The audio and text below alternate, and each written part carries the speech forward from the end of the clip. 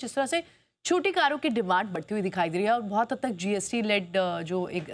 जो रियायत मिली है वो एक बड़ा रीज़न है कि जीएसटी में बदलाव के बाद अब जितनी भी एंट्री लेवल मॉडल्स हैं, चाहे आप कॉम्प्लेक्स एसयूवी की बात करें, वो अब अफोर्डेबल हो गए हैं, उनकी कीमत कम हो गई है। तो उसके चलते अब क्या एस्पिरेशनल क्वोशंट जितने भी टू व्हीलर खरीदने वाले लोग थे वो भी अब अफोर्ड कर सकते हैं छोटी कार। तो ये एक बड़ा ट्रिगर रहेगा और इसी वजह से उन्होंने दो पर्टिकुलर वेरिएंट है जिसके वॉल्यूम बड़े दिखते हैं उन्हें लगता है कि विक्टोरिस और ई विटारा, इन दोनों के वॉल्यूम में अगले 1 साल में, 1 से 1.5 साल में, FY27 तक लगभग यहाँ पर वॉल्यूम बढ़कर 6% हो जाएंगे। कुछ और जो उन्होंने बातें वहीं की,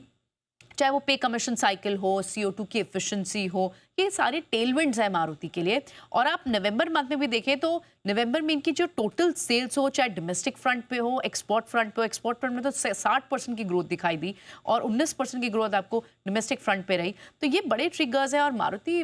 एक अब सिर्फ इंडिया का नहीं, एक ग्लोबल पोजिशन भी है, मोस्ट वैल्यूएबल ऑटोमेकर की सूची में ऑलरेडी है।